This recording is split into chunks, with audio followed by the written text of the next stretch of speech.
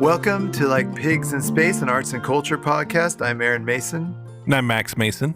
And we had to take a break from trying to watch our Doppler effect on the recording devices and try and make perfect circles so we could start the conversation. Yeah. So I wonder if there's any sort of way to use that for anything. It's like, I don't know.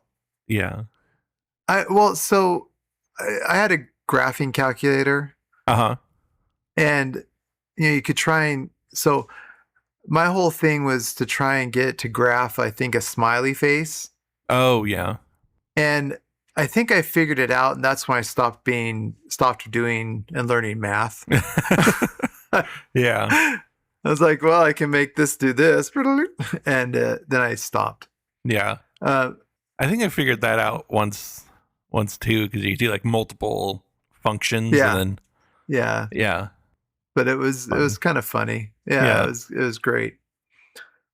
So, so how was your week? What'd you do? How's work? Is still good work? Work is still going good. I was mostly just doing the like teller stuff this week, just kind of learning the system a little more.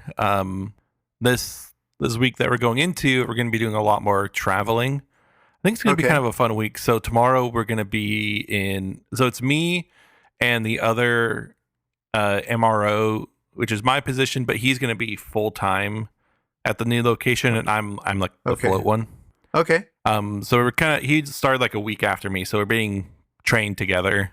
Pretty much. That's good. So we're both going to be out in Hood River with our trainer, which is going to be a lot of. I feel like there's going to be a lot of downtime because they don't need 3 people at one station. Yeah.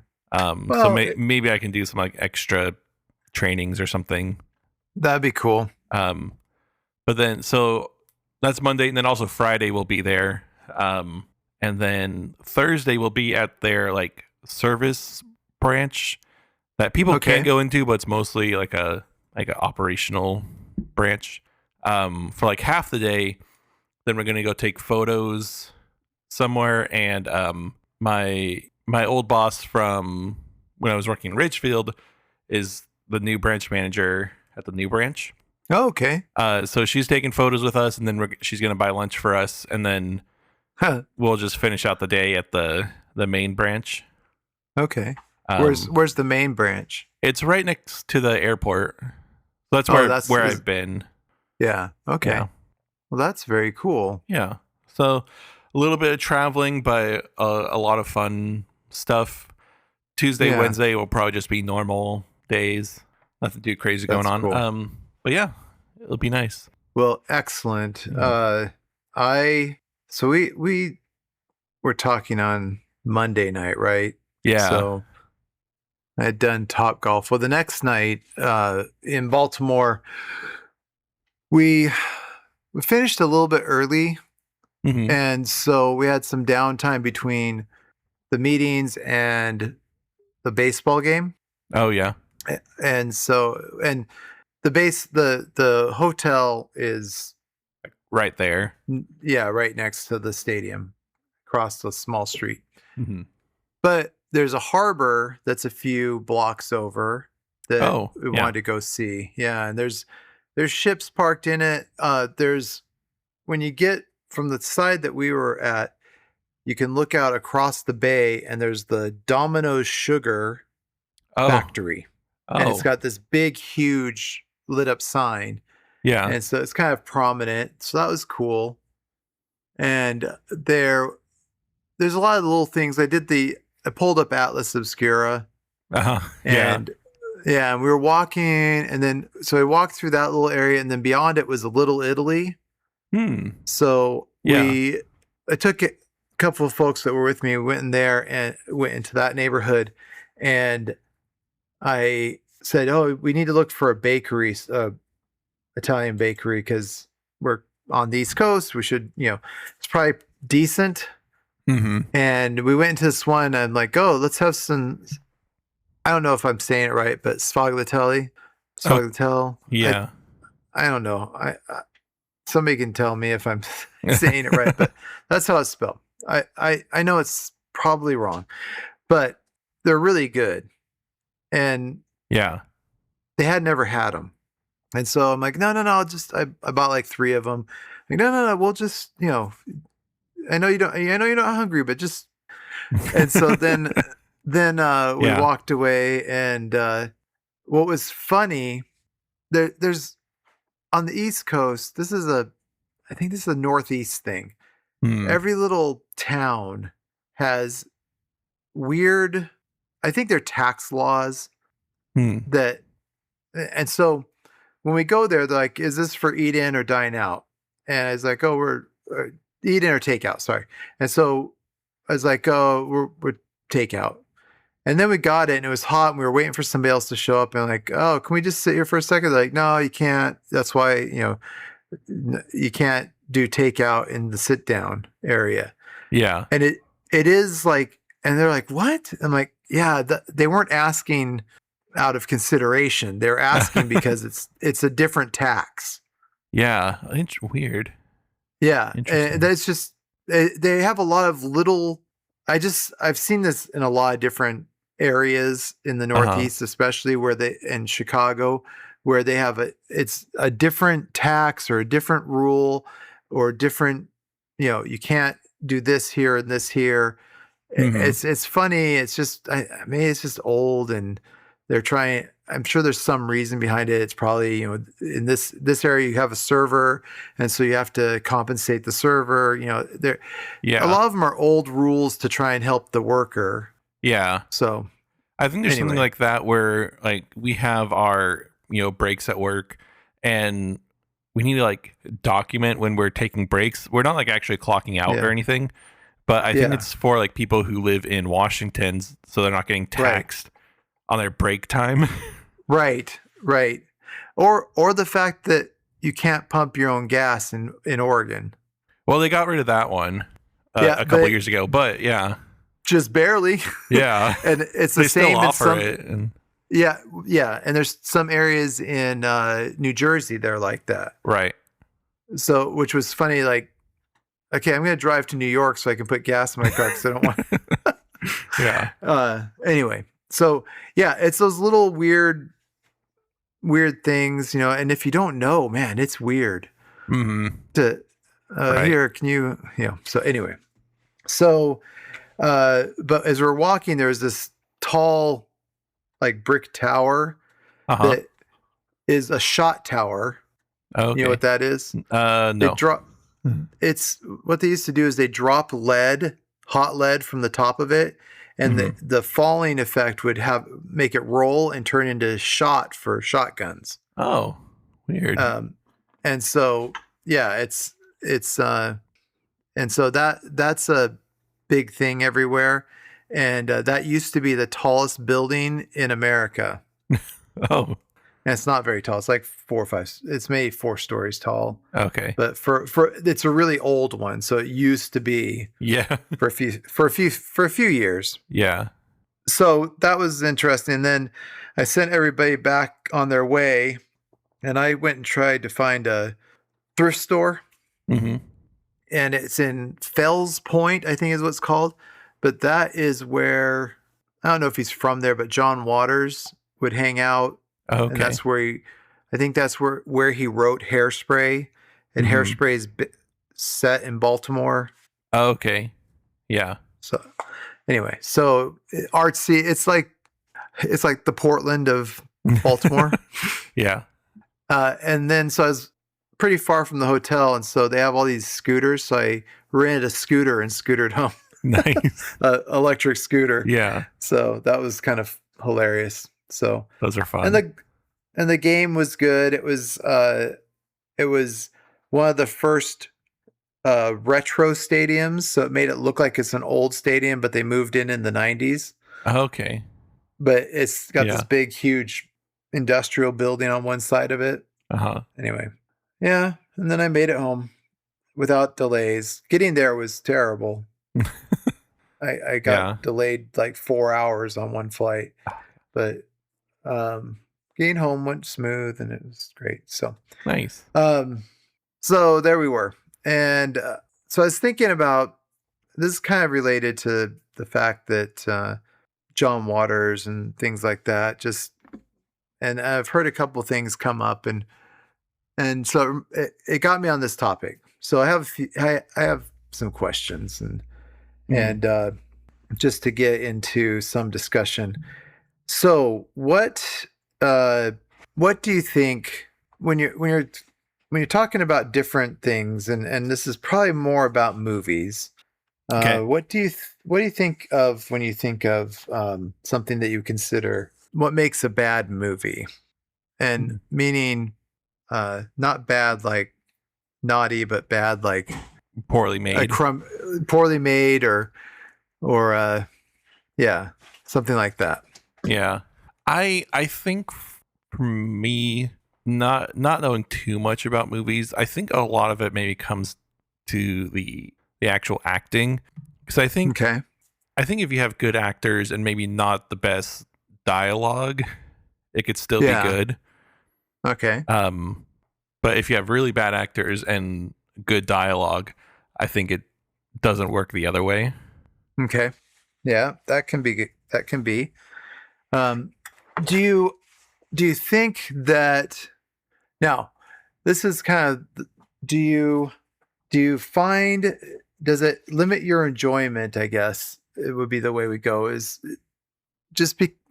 are you able to enjoy bad movies? Yeah. Or okay. Maybe not in the way they're intended to be enjoyed. Okay. All right. That's good. That's in the train of where this is going, I guess. Yeah. So what do you've said dialogue or actors. What does it take? I'm trying to consider what I think of when I think of bad movies that I still like to watch, right? Mm-hmm. And then I think of what would it take for a movie to be something that I couldn't watch, because there's nothing in my opinion that's redeeming about it. Yeah. Yeah. So what makes for a so bad it's good movie? I think something that is just kind of a failure at everything it tries to do. I think if it's just bad acting or just bad writing or like just bad cinematography, that's all one thing. But if it's all that all together, it's pretty spectacular. Yeah. I like that there's the failure on all fronts type of thing. And I think about, is it necessary? I'm wondering, because I think that there's some of them that happen, some of the so bad it's good, where they're self-aware. Yeah. And I think there's a lot of them where they're not aware. And I'm wondering, and where they're actually genuine about and serious about what they've made. And I wonder if I almost wonder if that even exists anymore, where it's so bad it's good. I think there's a lot of stuff that's bad that is just unwatchable or boring. Yeah. That is genuine and they're trying, but they just failed. Yeah. And there's a degree of that, but I was thinking, as far as self-aware, I thought something that kind of encapsulates what you see in some of these movies is when you talked about Danger-esque. Oh, yeah. Because that kind of played to a lot of the tropes of kind of bad movie stereotypes, or bad movie tropes, I guess is the appropriate word, or characteristics. And in that, maybe the special effects fail, or the dialogue is inconsistent. Yeah. And in a hilarious way. I think that's some of it. I understand maybe some of your struggles, because I don't think you've spent as much time in movies as I have. Yeah. Not really. And I know that was some difficulties. So I think that maybe I need to tell some stories about bad movies. Okay. So I have a list of movies here, and just to kind of for comparison, I just so there's a standard. I used I went to Rotten Tomatoes, okay, Okay. just to figure out, there's like the critics rating and the public's rating, Yeah. and just as a standard, just as a talking point. If I'm going back and looking over, I would have gone to the theaters to see a lot of movies when I was a kid and younger, and even Mm-hmm. as an adult. There's only ever been one movie that I didn't finish in the theater Uh-huh. because it was so intolerable. And it's kind of funny the one that it is. And I know of one other movie that's recent that is beyond horrible. And it was trying really hard. There was no intent for it to be as bad as it is. It was trying to, and it's trying to capitalize on a what do you call a series. Okay. So it's amazing how bad it is. But when I was younger too, like when I was let's say 12-ish range, somewhere in there, the big trend, and it's funny how it cycles around. It does really cycle around, but during that time period, there's a big trend of 3D movies. Oh yeah. So it was funny because in the 50s there was a 3D movie trend and then it kind of died off. In the 80s there was a 3D movie trend and then it died off. And then in the 2000s, I think, Right. it seems like every 30 or 2010s, it was like every 30 years somebody goes, "Hey, what about 3D?" And Yeah. and it starts coming up again. But there's a bunch of them, and to the point where we became connoisseurs of the different types of 3D. Oh yeah. So there was the 3D that was the red and blue glasses. Right. And then there's a 3D that were polarized, which is more what they do today. Yeah. And there was there were two there were two movies that came out, and one was supposed to be the best 3D movie ever. And another one was a good one. There was some like Indiana Jones style adventure one that was I think it had Molly Ringwald in it. And Okay. it was pretty cheesy, but actually pretty enjoyable. Yeah. And then there was another one called that was supposed to be this sci-fi spectacular. It was a complete Star Wars ripoff. And they were trying to be all, and it was terrible. Like there wasn't enough 3D in it to save it. Besides, everybody knew where the story was going because it was exactly the same. Right. And then, but the other one, the adventure one, had tons of 3D and it was wild. It was just entertaining. Yeah. So those are probably considered bad movies, but they were very enjoyable to go see because maybe the 3D saved it, but I don't think so. So I'll bring up. I guess we could play let's play a little bit of a guessing game here. So some of the movies we've already talked about, I thought I'd go over. Okay. So Buckaroo Banzai. Guess what where that ranks, because that seemed, I mean, I thought it's great, but I think, I don't know. How do you think as like a critic or audience? Is it Either for one. the tomato score? Yeah, like on the Tomatoes filter. I'd say audience maybe like 64. Okay. And what do you think for critics? Critic, I can maybe see it being higher, maybe towards like 80 or so. Okay.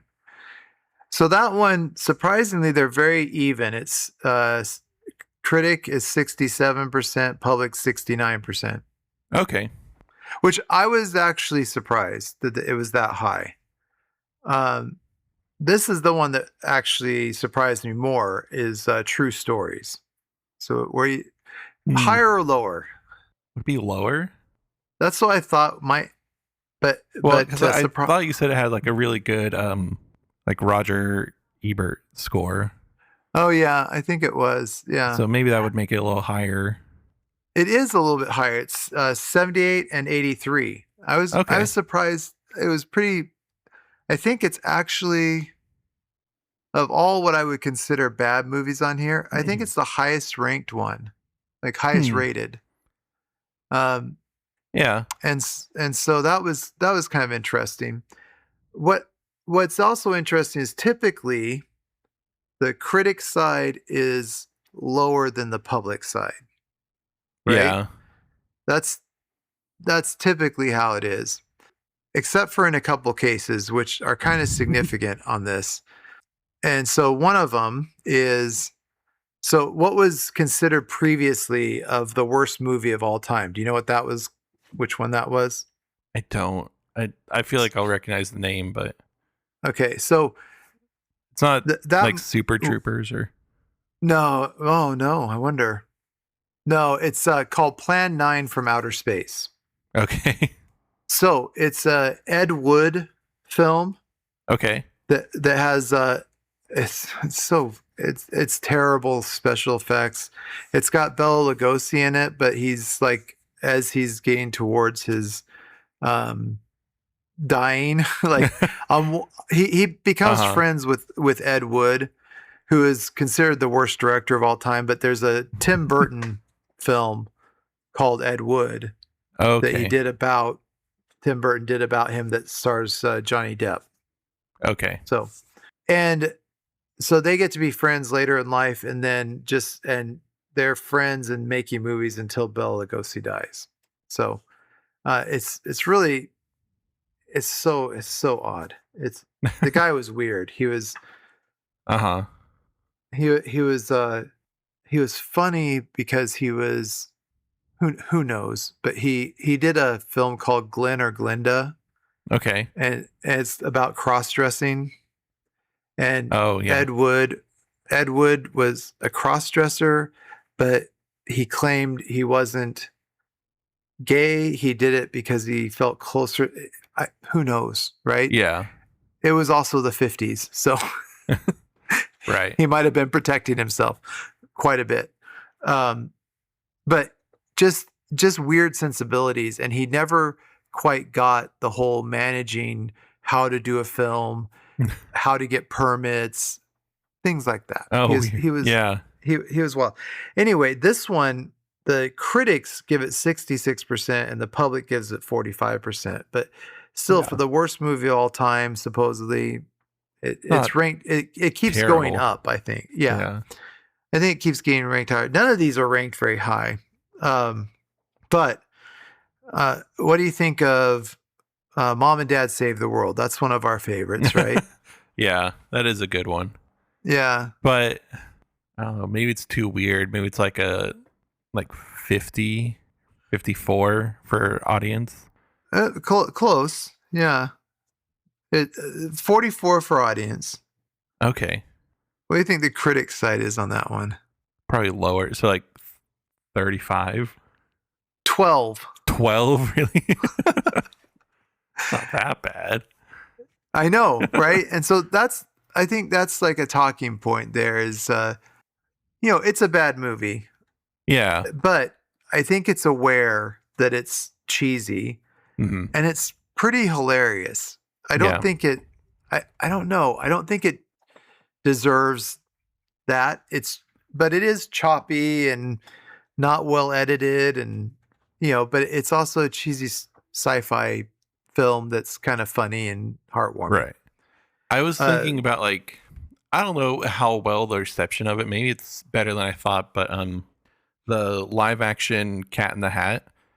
Oh with, I think Mike Myers. Yeah. Playing the Cat in the Hat. I really like that movie, and it's so weird and has a lot of really great bits in it. But I think overall it's kind of that one got even 10% from really critics. Yeah. 58 from audience, but 10%. Yeah. That makes more sense. Oh my gosh. Yeah. I think that one's great. That's amazing. So let's go to the only movie I ever walked out of.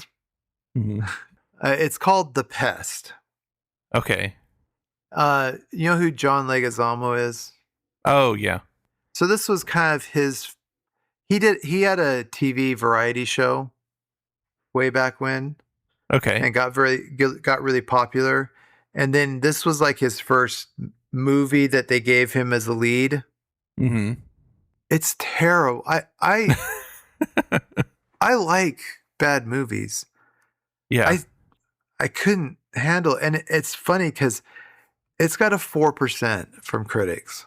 So at least somebody agreed with me. But it's got 67% with the public. And I know people who love this movie. And it's just so odd. But just a few other highlights, and is Dark Tower was panned by critics.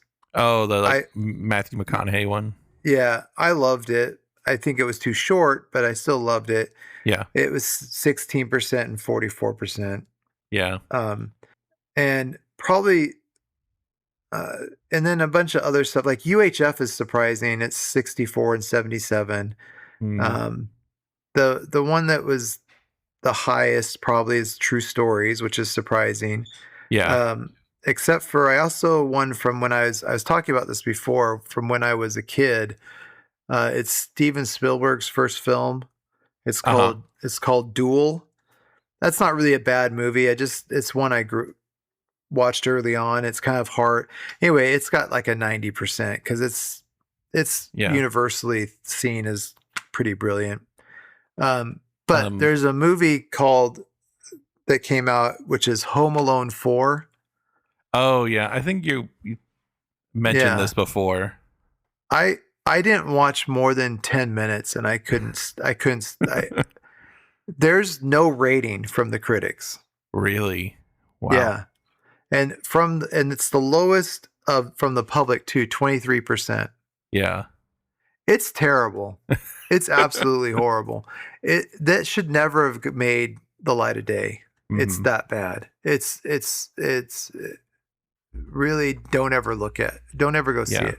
It's not even so bad it's good. It's just bad. Just bad. It's bad. And so it's kind of that balance. And so juxtaposition, this is trying to be seriously, have a plot, do the right, and it just fails because the underlying story is that the good guy, the kid, is not good.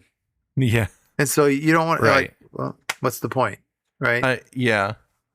I have a question. If you have the Rotten Tomatoes open, what would something like Speed Racer be at? Let's see. That's got to be high. Oh, really? 42 and 60, which is okay. That is one of my favorite movies. That one's really good. I like that one a lot.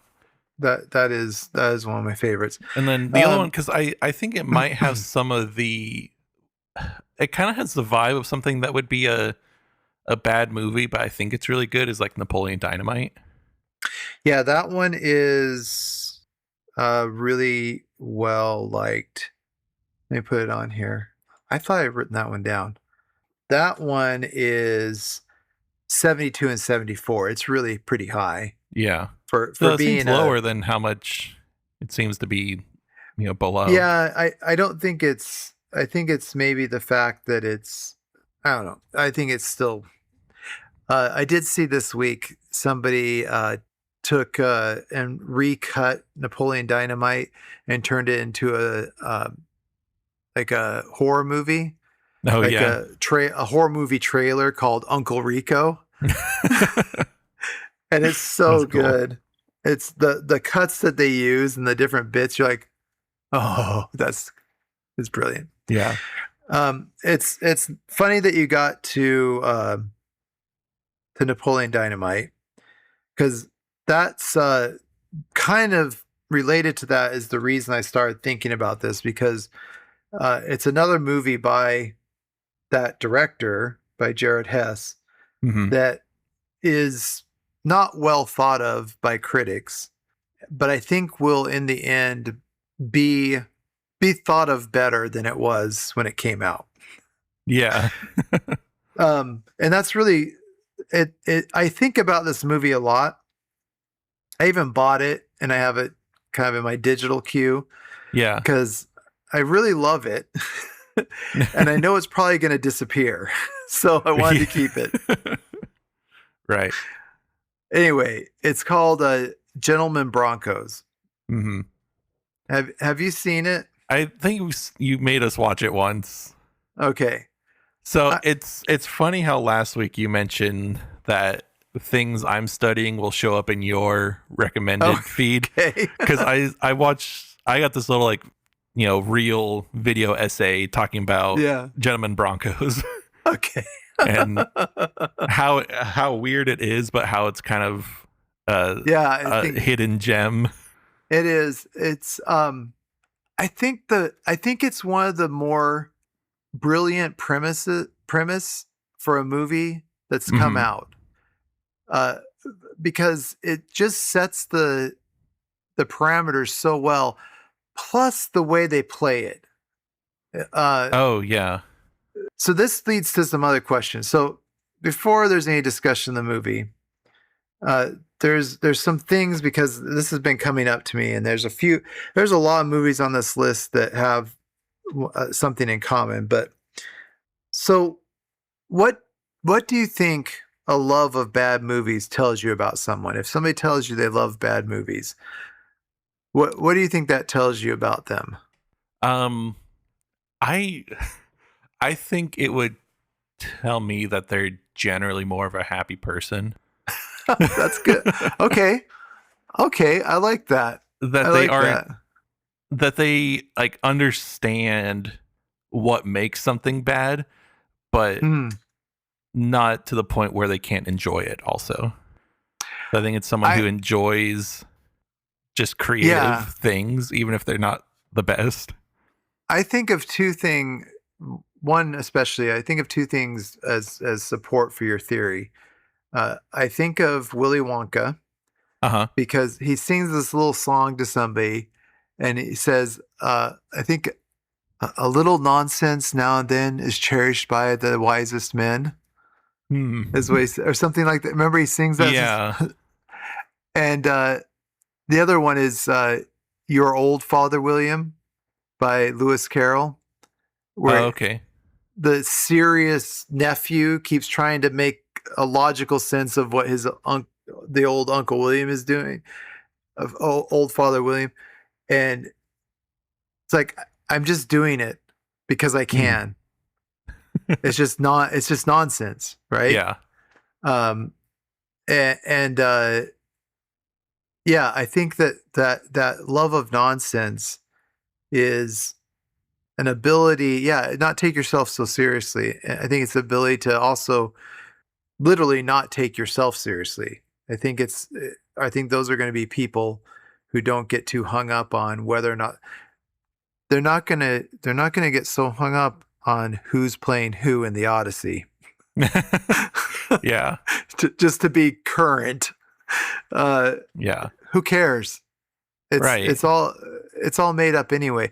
Even if it was historical fiction, it's not historical. Just everybody. Yeah. It was made up. But yeah, that's why I get these videos sometime from this like film group in Portland here. They go to this restaurant that we like, and they'll do watch alongs there. But they'll make little reels sometimes. And this one was like asking people there like what they think is a like underrated gem or a movie more people should be talking about. And the first guy mentioned it was like the movie Merger or something. Okay. From like the 70s. Yeah. And it's like, that's probably a good answer. But then the second girl, she mentioned like what was it? It wasn't Bratz, but it was something like a Bratz movie. Yeah. And it's like, that seems like a more fun person to hang out with. Like, who can enjoy. I'm sure the Bratz What? movies are not that good. We've watched a video of this guy like comparing Bratz and Barbie movies. Oh, yeah. And just like seeing which one is better. And so we've kind of seen bits and pieces of Bratz movies, and they're not good, but No.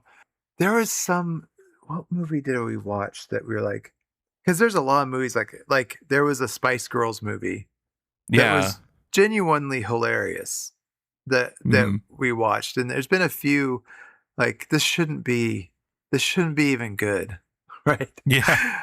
Right. And we still love it. I told you a little while ago about the Pound Puppies animated series, how Yeah. somehow it was one of the best things ever. And this was after, like, it was just to market the toy after the toy was already popular. Yeah. There's no reason for it to be good. So yeah, that's I agree with that. When you're going to see a movie, I'm sure that you form an opinion. Like you'll see a trailer and you'll form an opinion. Mhm. Are there certain actors, if they're in the movie, it changes your opinion of the movie before you see it? I think so. I think there are Yeah. ones where it's like, if this person's in a movie, I want to maybe see it more. Yeah. Okay. Not that I think it would maybe change Yeah. my opinion on it, but I'm more interested to see what they do. So when I was younger, the person that would sell a movie for me would be John Lithgow, Okay. Yeah. because there's a sensibility, like he's going to do a good job, Uh-huh. and he does quirky things a goodly portion of the time. So, and he's still around, he's still acting, and he still does a great job. Yeah. And so he still sells it for me. There's a movie out right now called Sheep Detective. Uh-huh. That I was like, this sounds terrible, and then I saw who's in it, and now I kind of want to see it because Yeah. it's got Hugh Jackman and a bunch of other people that we like, Okay. and so I'm like, okay, well maybe I want to see it. Then there is an actor that's a little bit younger than John Lithgow who makes me want to see movies, and it's Sam Rockwell. Okay. You know who that? I know the name, but I don't know if I know the face. Have you Hitchhiker's Guide to the Galaxy? Have you watched? Yeah. He's Zaphod. Oh, okay. Okay, and he's in tons of stuff, but he's in Gentleman Broncos. Okay. So he plays the main character in the book, Mm-hmm. and in the movie, the way if you haven't seen it, a high school student writes a sci-fi book, turns it into a writing workshop that his favorite sci-fi author is conducting. And this guy's written a bunch of books, but he's kind of not creative anymore. And so he steals the kid's book and publishes it as his own. So what's really funny in Gentleman Broncos is that the kid will be reading a passage from his book, and they'll cut to a scene from the story. And Sam Rockwell is this tough guy, and they've got various stags that have machine guns that they're like robotic stags that can have machine guns coming out of their everywhere. It's hilarious. And they fly, and everybody can fly if they eat the yeast, and it's just crazy. Yeah. And so he's tough and kind of rugged, like you'd imagine a sci-fi, right? Yeah. And then the veteran author, when he's reading passages of the same book, the the main actor is very effeminate, and he's got long silver hair and a pink outfit, and he's got a little bit of a lisp, and he's just kind of prancing around. Yeah. And it's so, I mean, just how better to kind of split the minds and just like I'm sure that when the main guy wrote his books, like in this world, nobody read those books thinking that way, but that's how he wrote them. And it just, you're like, this just is crazy. This is so insane. And it's Yeah. so great.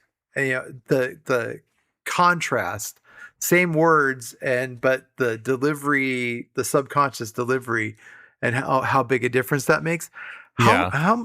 How brilliant is that? And it's still, it's just one of those things, I guess, that didn't take off. I know there's another series that I was this, not a movie, but it's a series that I thought would probably have the same kind of confusion about what it was doing. For some reason, it's highly ranked. Well, it deserves it, but it was the Dirk Gently's Holistic Detective Agency.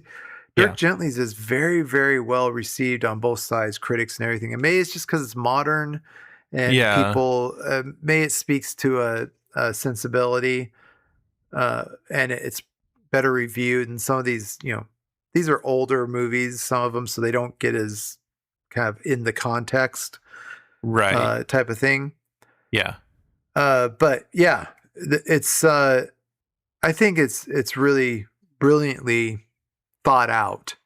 It's a good I don't know, just like Napoleon Dynamite and Nacho Libre.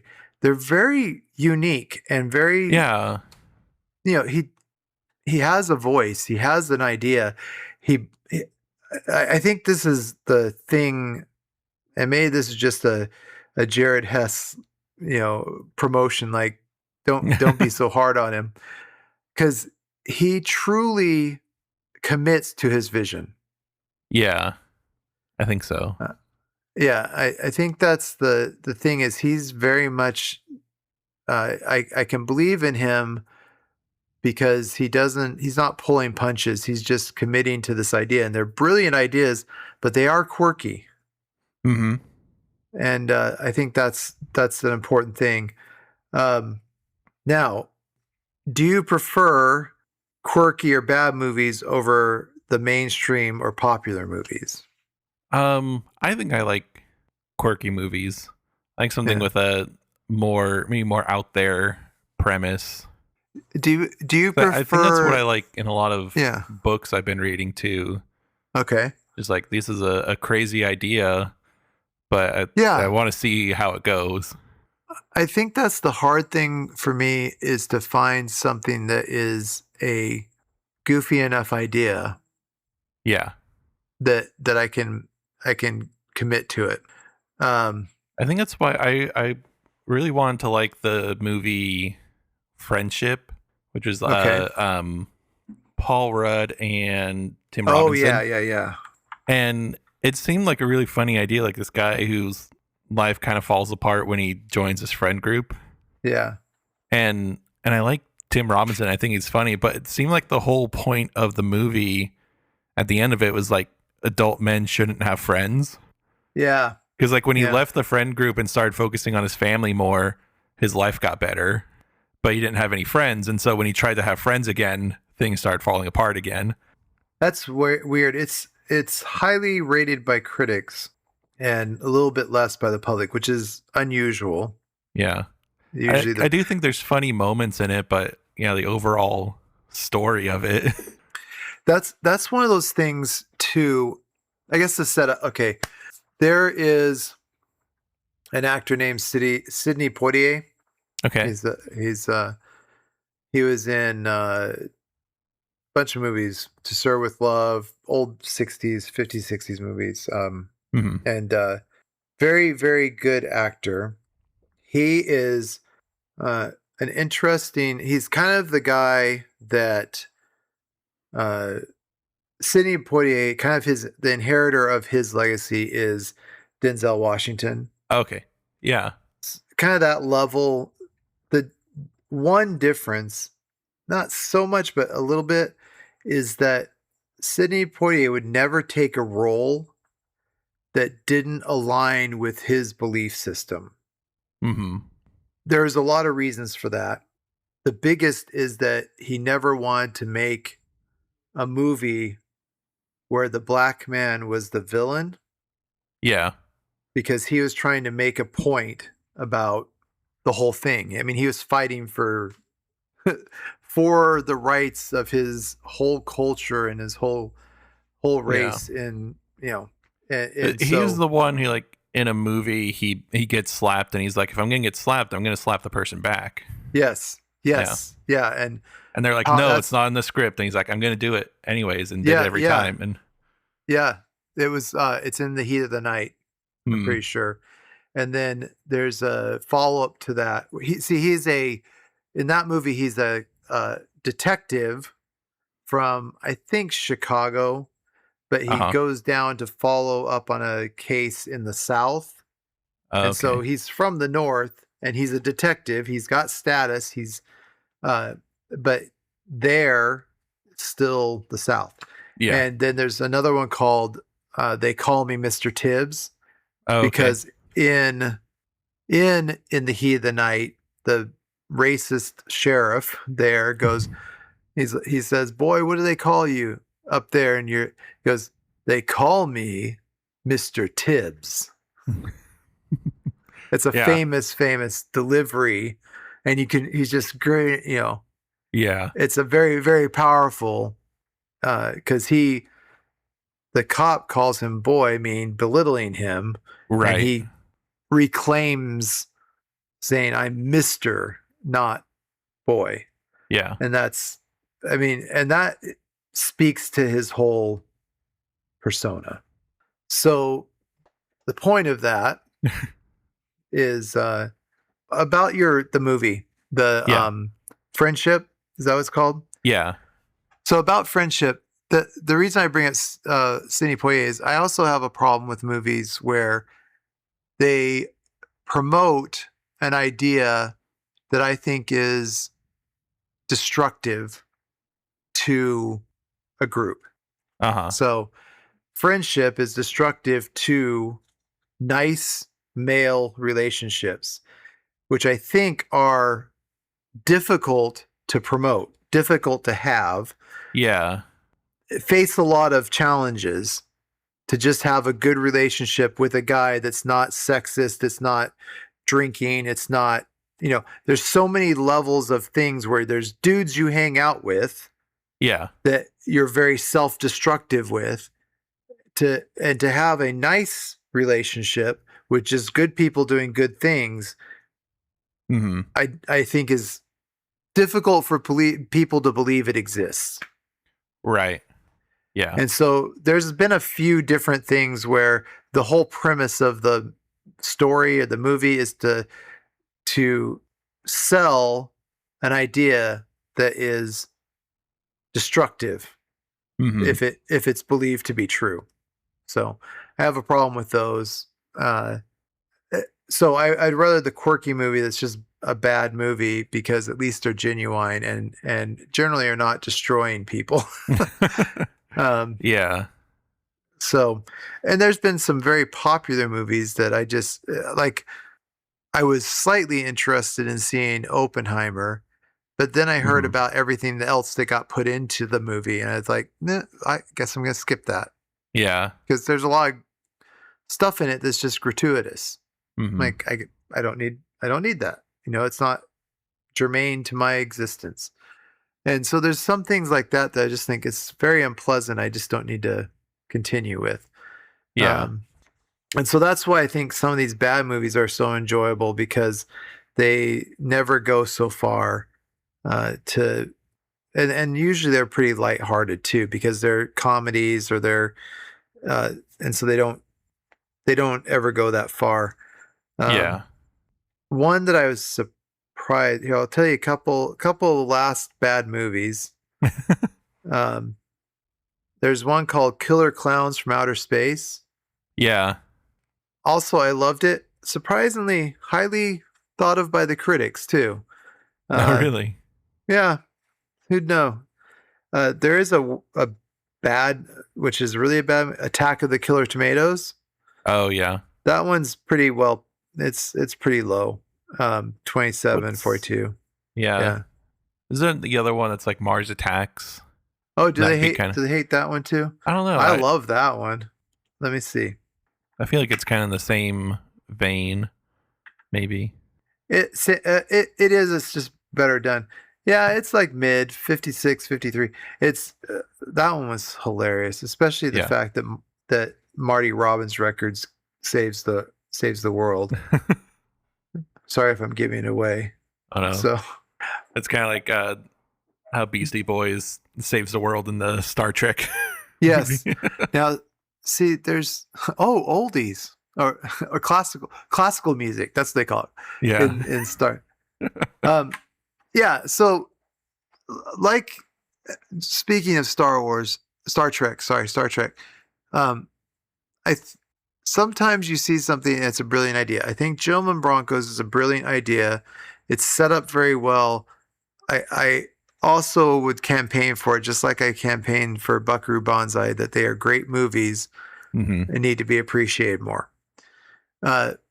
Some things are just brilliant because they're just brilliant. And the new Star Trek is, I just have to give it props real quick as a side thing. Taking a popular universe of films, Yeah. where there are many films in, and then trying to retell it, and then the brilliant move to introduce time travel, a whole time shift, so it changes the timeline. Yeah. How incredibly brilliant was that? That has got to be one of the most brilliant ways to inherit a brand and make it your own. Yeah. As far as movie storytelling, but just I just had to give it props because that is really probably one of the more brilliant moves ever made in taking over a brand. So I also want to promote movies because I know that you're doing well getting into books, but I have to tell you, movies are good too. Yeah. I know most people will get the book was better. Yeah, it was, but Movies are still it's good. fun. It's fun to see people interpret it. Yeah. And I think it's worthwhile. I think that is probably goes in line with people who can appreciate bad movies and enjoy them, are also the people who can separate the book from the movie. Yeah. Because they're not taking anything too seriously. And listen, there are a lot of things that I love that I wish I had more of. And so I'm not going to be upset that I have more of something because they've made a movie of it. Yeah. I wish there was more Daniel Pinkwater, and there's not a whole lot more. I mean, there's more. He's always writing, but I always enjoy. I wish he got more recognition. Yeah. They're making a movie finally. Oh, really? Yeah. Lizard Music. Okay. And is The that Rock part like is in it.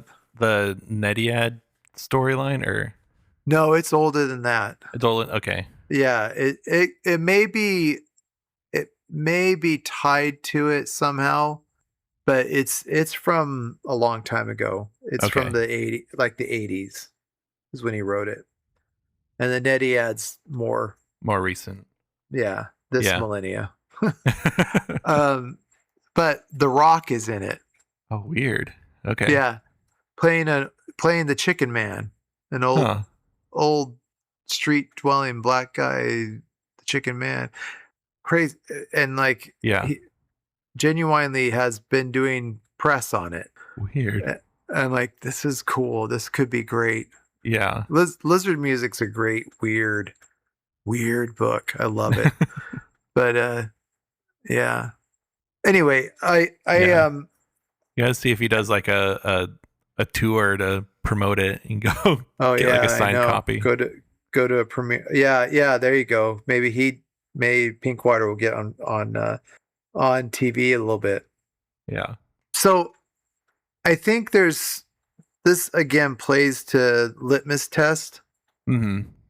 If somebody, without being prompted, talks about certain things, I know that we're probably going to connect more than I would with other people. Yeah. Right? So if they know who Daniel Pinkwater is, we're automatically going to be friends because nobody knows who Daniel Pinkwater is, and They're Right. in a certain clique of people that know. If they know who Billy Bragg is, if they like Buckaroo Banzai, Yeah. there's certain things. If they like bad movies just for the joy of bad movies, that is a larger group. That's a big thing in nerd culture. Yeah. So Yeah. Especially with like the Mystery Science Theater. right, right, Mm. and so I know that it's been made more mainstream, Yeah. but I've always liked bad movies. I like good movies too, but I've always liked the bad ones. But uh, so that's one. So what for you would be an indicator where if somebody said something, you'd instantly connect with them, maybe a little bit more. Yeah. Um, I do think Manchester Orchestra is a big one. Okay, I think Um, okay. I think now, the This Thing Between Us book, I never hear Oh anybody talk about it except for the one YouTuber like book reviewer we yeah, watch. And I read this book before we started watching his videos, but he ranks as like, this is yeah. my like second favorite book of all time. It's perfect. It's everything I want from a book. Yeah, that's the only person I've ever really seen give a lot of praise to it. Okay, But if I well, that's yeah, if too I met bad. anyone else who had read it or liked it, I feel like that'd be a good Yeah, connection. I agree. That's really cool. You're speaking of reviewing authors or books. Veronica was sharing with us there's somebody reviewing uh, some another guy who had interviewed Brandon Sanderson, Okay. and and the guy that's writing, I mean, the journalist who wrote the review, the piece, Mm-hmm. admits certain things that make the journalist look horrible, and he's trying to do this like uh like he's trying to kind of Like take down Brandon take Sanderson. down, yeah, like this takedown piece on Brandon Okay. Sanderson. And it ends up being the guy's like, yeah, we hung out with his family and we took his kid to a theme park and he fed me dinner and met his extended family and he's just so boring. I'm like, he took you into his house. You've met his whole extended family and you're saying this about him? Yeah. Like, but like his complaint was he's just a normal guy who's a bad writer. He's like, and he told Sanderson, he's like, you're not really a great writer. He goes, yeah, I know. He goes, my goal is story, not dialogue. I understand it's something I should work on, but it is what it is. I've written 400 books. Who cares? Yeah. I've made tens of millions of dollars. Yeah. I guess I'm Probably probably more like not going to change. 1,000 books by the size of his books, and Oh yeah.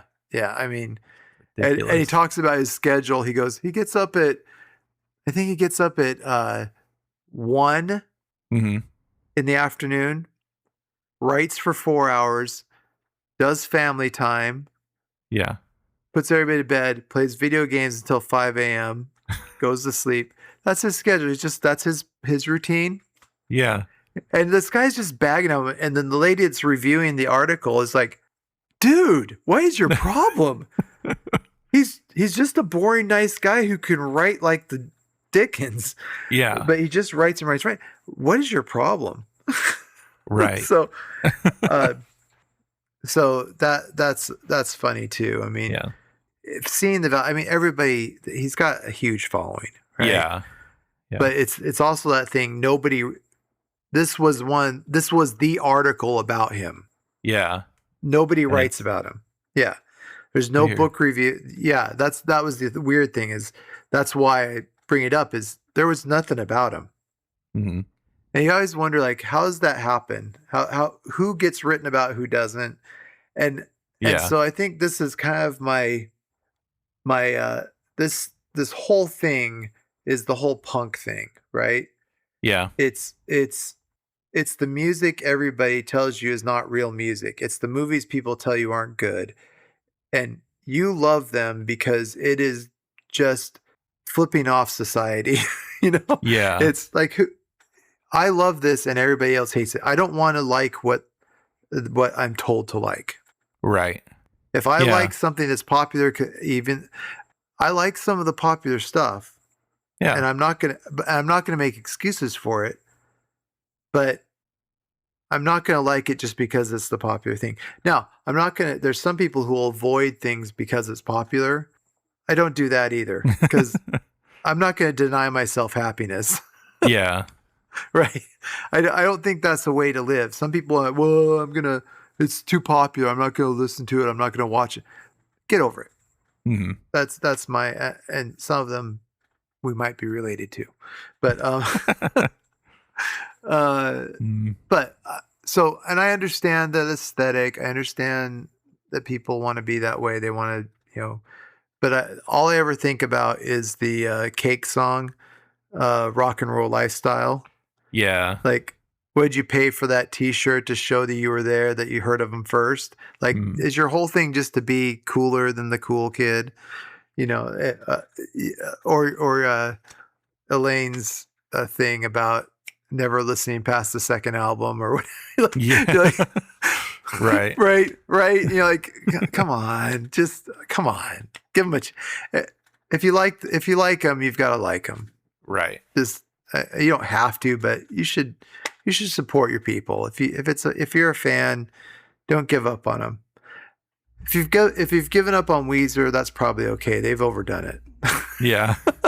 There is a series I'm watching now on Instagram. This guy is like listening to every Weezer album since Pinkerton, because he's like, I've heard bits and pieces, but I've never listened all the way through. Yeah. And he's like trying to just be as objective as possible. And it's like there's a lot of Weezer songs past Pinkerton that are good. Yeah. But sometimes you gotta sift through them. But I don't There's know. a lot of stuff. I've liked all of them. Yeah. Well, they're still much. produced. They've just come out with a new song. So yeah. I think this album that comes out soon, I think is going to be really good. I've liked all the songs from it so far. Speaking of Manchester, just to go back off track, they are coming here. Oh yeah. So that they released the live album. Yeah. That's in a church. Mm-hmm. They're playing a church, a converted church. It's La Rosa here in September. I might be trying to go to that. Yeah, because I think they're doing like the 20 year of their first album, where they're going to play the whole first album. Oh, cool. Yeah. Cool. Well, did you also, for the new Phoebe Bridgers album, she's doing like listening parties at planetariums. Oh. And she's doing the one in Tucson. When? I don't think she's actually going to be there. I think they're all on the same night. Oh. I think it's the day it comes out. I didn't find a date, but yeah, she's not she's not doing any of them up here. They're all in like Seattle. But she is doing the one in Tucson, and I think the Arizona Science Center too. 10th to the 14th. Oh, it's this week. They're partnering with Spotify to host immersive global planetarium listening parties. Yeah. Oh man, seems really cool. Oh, and I was gonna say another like litmus test would probably be Homestar. Oh yeah, for sure. Never hear anybody talk about it. But when they do, Yeah. That's cool though. One of my new coworkers is really, really into movies, and like most of the time when I look over at his screen, he's like writing letterbox reviews. Really? Yeah. That's hilarious. So I'll have to ask him if he's seen Gentleman Broncos, if he has any thoughts about it. Okay. Yeah, I'm always interested to see, just to see. Yeah. I just got to be more up on things. It's sold out. Oh, jeez. Like entirely. There's 1, 2, 3, 4, 5. There's 5 shows. They're sold out. Every last one of them. Don't you have any friends that work at the college? No, they moved. Oh.